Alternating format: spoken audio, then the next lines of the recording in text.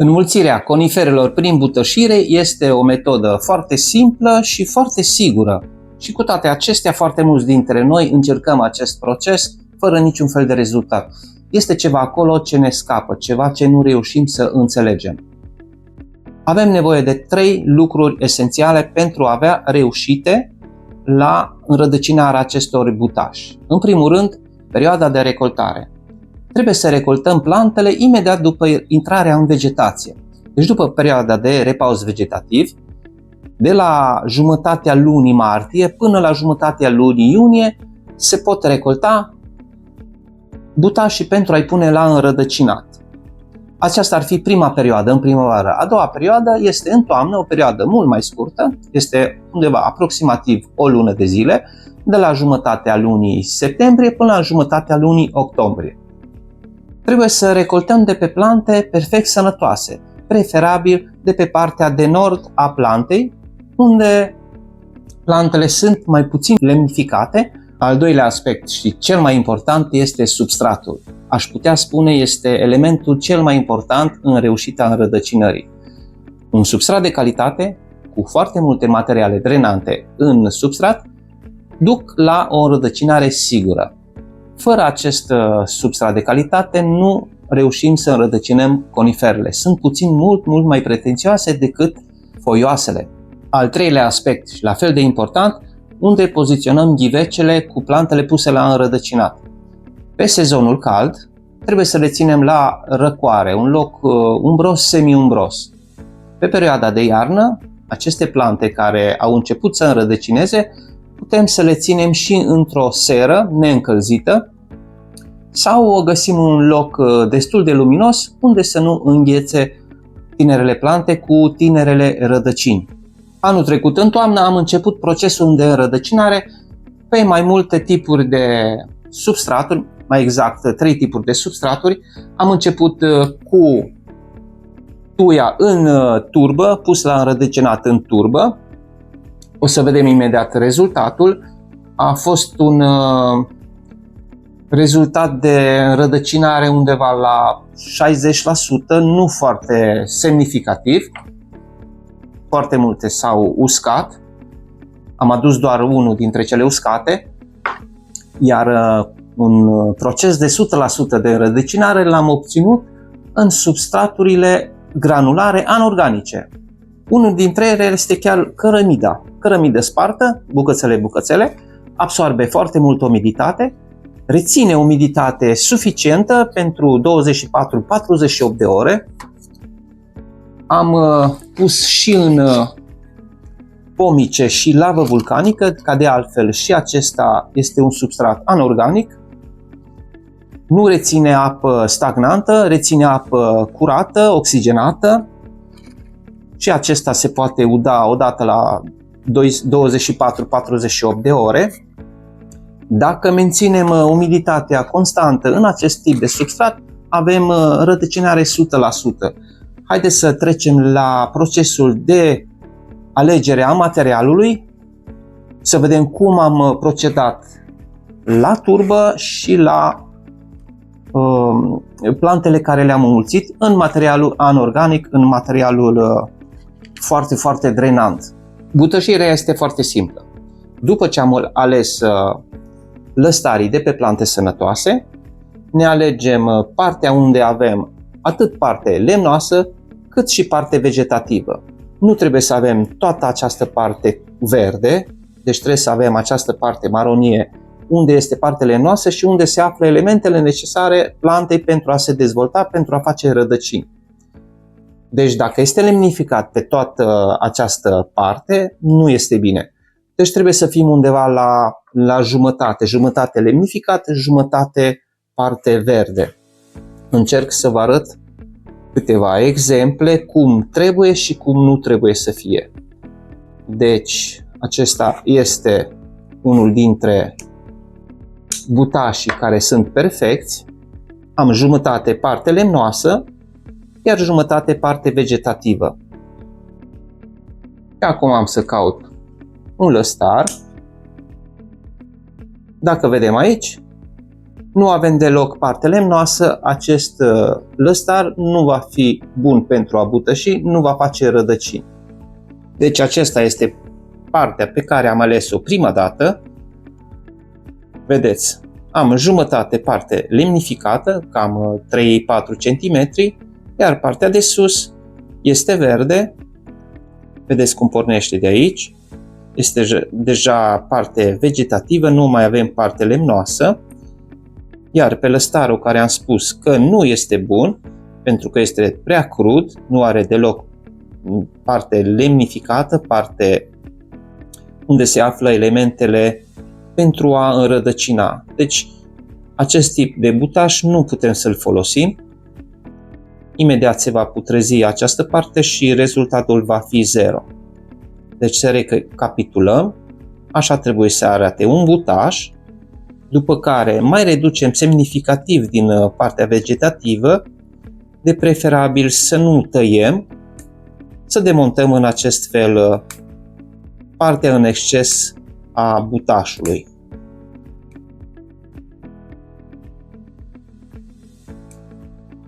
Obținem ceva de genul acesta.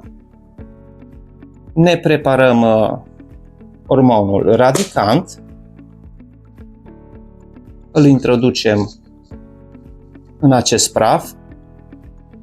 Înainte de a introduce în substratul pentru a pune la înrădăcinat, facem o mică gaură, atât cu degetul sau cu un baston de lemn. După care introducem butașul și apropiem pământ pe lângă butaș. Udăm foarte bine și nu mai rămâne decât să punem într-un loc la înrădăcinat acești butași. Foarfecele și uneltele cu care lucrăm trebuie să le dezinfectăm de fiecare dată. Eu folosesc alcoolul. Acum am să vă arăt aici cum am înrădăcinat plantele butășite în toamnă. Am să le desfac rând pe rând, atât cele în substrat organic, turbă, cu material drenant, cât și celelalte substraturi, cum ar fi pomice, lavă vulcanică și cel cu cărămida. Unul dintre butașii puși anul trecut în toamnă l-am înrădăcinat. Vedem cum sunt rădăcinile. Rădăcinile sunt destul de dezvoltate. Aici se vede partea care am desfăcut-o de pe lăstarul principal. Dacă vă aduceți aminte, cei care ați văzut clipul de anul trecut, am folosit acest procedeu, care este foarte adevărat și foarte valabil. Dacă vă aduceți aminte, am desfăcut în acest fel pentru a ține această bucată ca și parte care va absorbi mult mai multă umiditate. Vedeți chiar aici? Partea asta de aici este partea de anul trecut pe care am desfăcut-o în acest fel. Anul acesta nu am mai folosit acel procedeu să văd care sunt diferențele, dar să știți că nu sunt diferențe foarte mari. Acesta este unul. Să mai vedem și un altul. Un al doilea butaș, la fel de bine dezvoltat ca și rădăcini. Vedeți, rădăcinile au pornit exact din această parte și câteva au început să apară și puțin mai sus. După ce începe procesul de înrădăcinare, nu îl mai puteți opri. Plantele încep să facă rădăcini atât din primul punct din care pornește, dar și din alte puncte, cum vedeți aici. Cred că este o mică rădăcină. Vedeți acesta de aici. Desfac încă unul și vom trece apoi la celelalte materiale care le-am folosit pentru a pune la înrădăcinat. Vedeți și aici sunt rădăcini noi, cred că acestea au apărut în ultimele săptămâni. Aceste rădăcini albe sunt ultime rădăcini apărute după reintrarea în vegetație. Vă spuneam că plantele se opresc intră în repaus vegetativ în perioada mai caldă, după care reintră în vegetație, reintră în procesul de înrădăcinare. La butașii din toamnă am folosit acest tip de substrat. Un substrat de calitate, turbă, cu materiale drenante. Deci cu cât sunt mai multe materiale drenante, cu atât procesul de înrădăcinare este mai sigur. Butașii obținut din toamnă, deci au un an de zile. Aici am butașii pe care i-am pus la înrădăcinat în primăvară, deci aproximativ 6 luni de zile. Aici este acel material drenant anorganic de care vă spuneam, pomice și lavă vulcanică, deci aceasta este lavă vulcanică, iar acesta este pomice. Amândouă rețin foarte multă apă curată cu foarte mult oxigen. Se poate uda în fiecare zi, nu sunt probleme de apă stagnantă. Rădăcinile arată foarte bine, sunt foarte curate. Dacă vedeți, s-au și agățat rădăcinile de lava vulcanică, înseamnă că le merge foarte bine. Să vedem situația și în alte ghivece, la alți butași. Aici probabil acest butaș a intrat în procesul de înrădăcinare puțin mai târziu, dar începe să-și creeze rădăcini destul de sănătoase, destul de viguroase. Cum am procedat în acest caz pentru acești butași? Foarte simplu. Mi-am pregătit materialul, am ales 3-4 cm de parte lemnoasă, am partea vegetativă, am folosit din nou agentul cu ormonii pentru a produce rădăcini mai rapid. Am pus pe fundul ghiveciului acest material drenant care este compus din lava vulcanică și pomice, pe care am introdus butașul și am completat cu aceste materiale anorganice.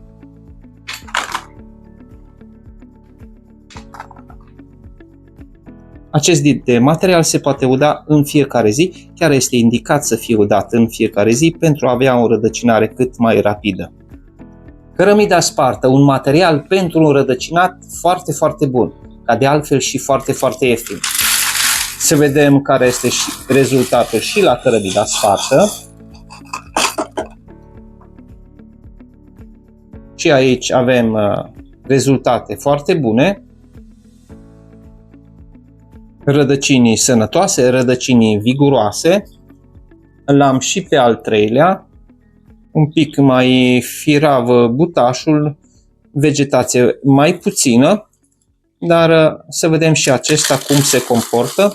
Am făcut doar 3 ghivece cu butași unde am folosit cărămida spartă și acesta are rădăcini, nu așa de multe probabil din cauza și lipsei vegetației în această parte, la acest butaș. Din ce am obținut acest material? Deci dintr-un material reciclat, acestea sunt cărămizile care se sparg cel mai ușor, sunt folosite în construcții pentru delimitarea spațiilor în apartamente sau în case.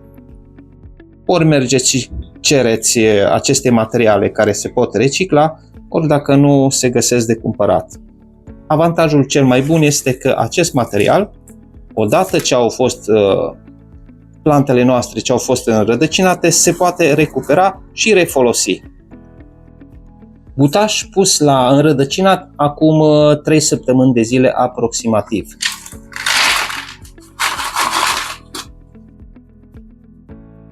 Rădăcini nu sunt încă. A început să se vadă, dacă observați aici acest punct alb, de fapt sunt mai multe, acelea sunt vârfurile viitoarelor rădăcini. Ca de altfel s-a îngroșat puțin tulpina, partea unde trebuie să înrădăcineze. Vedeți, această parte albă este partea unde scoarța s-a desfăcut în urma îngroșării acestei părți. În toată această zonă posibil să apară rădăcini Deci să vedem diferențele și rezultatele în timp. Deci aceasta este de 3 săptămâni aproximativ. Rădăcinii de acum 6 luni de zile. Iar aceștia sunt rădăcini de 1 an de zile, puțin mai dezvoltate, mult mai evident au avut și timp suficient să se dezvolte. Și aceasta este cheia succesului pentru înrădăcinare. Trebuie să avem timp. 3 săptămâni, 6 luni de zile, 1 an de zile. Folosim substratul anorganic, pomice, lavă vulcanică și cărămida spartă pentru o înrădăcinare sigură și rapidă. Dar apoi trebuie să-l trecem în substrat de calitate organic. Trebuie să facem repicarea plantelor, practic în pahare, în ghivece, cu găuri de drenaj, foarte important să fie găuri de drenaj. Punem substrat cam 3 sferturi din acest pahar, din acest ghiveci, acel substrat de calitate, așezăm planta, ușurel să nu rupem rădăcinile și completăm cu pământ. După care udăm foarte, foarte bine la prima udare, apoi menținem umiditatea în substrat. Am așteptat 1 an de zile să realizez acest clip. Iată-mă la sfârșit, am avut răbdare. Cei care nu v-ați înscris încă, acum este momentul. Iar cei care vor să-mi ofere o cafea, abonamentul la acest canal este derizoriu. Prețul unei cafele. Până la următorul video, eu vă spun la revedere!